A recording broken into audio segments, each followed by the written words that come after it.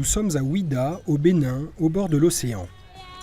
Dans ce lieu situé sur ce qu'on a appelé la côte des esclaves, s'élève la porte du non-retour, un mémorial de la traite négrière qui vit de si nombreux esclaves être emportés pour ne jamais revenir.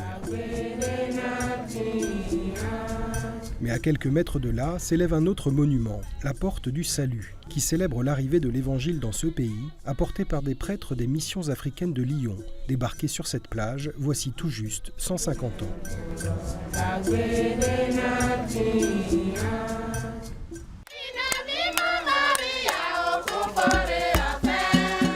Un siècle et demi plus tard, cette bonne nouvelle a porté du fruit au Bénin.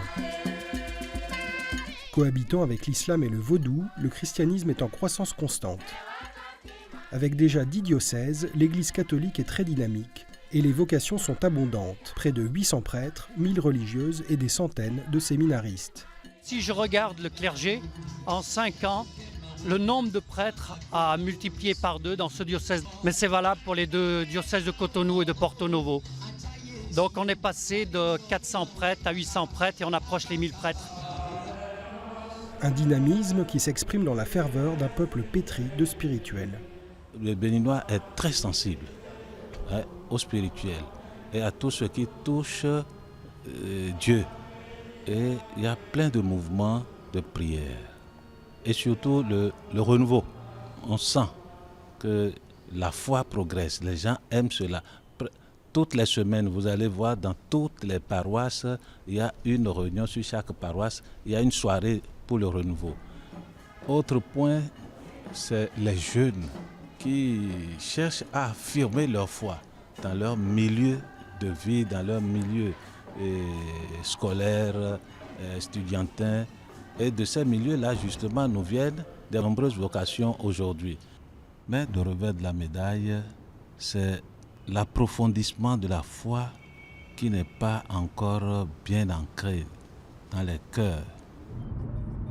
Car si les vocations sont abondantes, les accompagnateurs pour les discerner et les formateurs pour les faire mûrir sont trop rares. Et les évêques du Bénin envoient souvent leurs prêtres en Europe pour être formés. Mais ce souci d'approfondissement et de formation touche aussi les convertis, qui arrivent parfois par centaines dans les paroisses. Depuis peu, les évêques du Bénin ont lancé une catéchèse exigeante sur 5 ans, 3 pour le baptême et 2 pour la confirmation. Et chaque année, pour pouvoir passer en classe supérieure ou en année supérieure, il faut avoir prouvé qu'on est venu régulièrement à la messe, parce que chacun a une carte de messe, et donc tous les dimanches, il y a un cachet. Et si la fréquence, on rate 6 fois dans l'année, c'est sûr qu'on ne pourra pas aller en année supérieure. Et puis, il y a l'examen.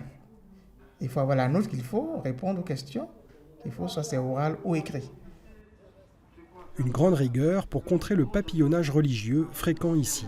Car si l'Église cohabite depuis toujours avec l'islam et le vaudou, on voit aujourd'hui la prolifération de mouvements évangéliques et de sectes diverses qui viennent attaquer la foi, souvent peu formée, des catholiques.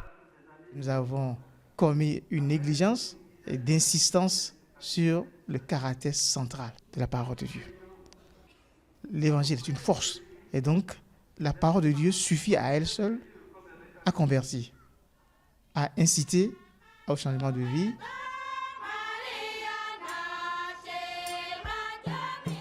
Cette parole de vie, Benoît XVI viendra la proclamer ici en novembre 2011. C'est en effet le Bénin qu'il a choisi pour porter son message post-synodal pour l'Église de toute l'Afrique. Une visite très attendue par les Béninois. On disait qu'il y a besoin du pape va à Rome, mais aujourd'hui nous voyons le pape qui est proche, très proche de nous. Ce serait comme le Christ au milieu de nous. Et que cette visite nous marque, vraiment nous touche et apporte un changement de cœur. De cette visite, j'attends de nos compatriotes une ouverture d'esprit, un accroissement de sens de discernement, un accroissement de la foi. Que le pape insiste sur la réconciliation, la justice, la paix, ce serait très important pour nous au Bénin, pour nous en Afrique et puis pour le monde entier. Si le pape a choisi ce petit pays, c'est peut-être parce que c'est l'un des rares en Afrique où règne la paix et la démocratie. Mais c'est sans doute aussi pour rendre hommage à son ami personnel, le cardinal Gantine, grande figure de l'Église universelle, enterré dans cette église du grand séminaire de Ouidah, non loin de la porte du salut.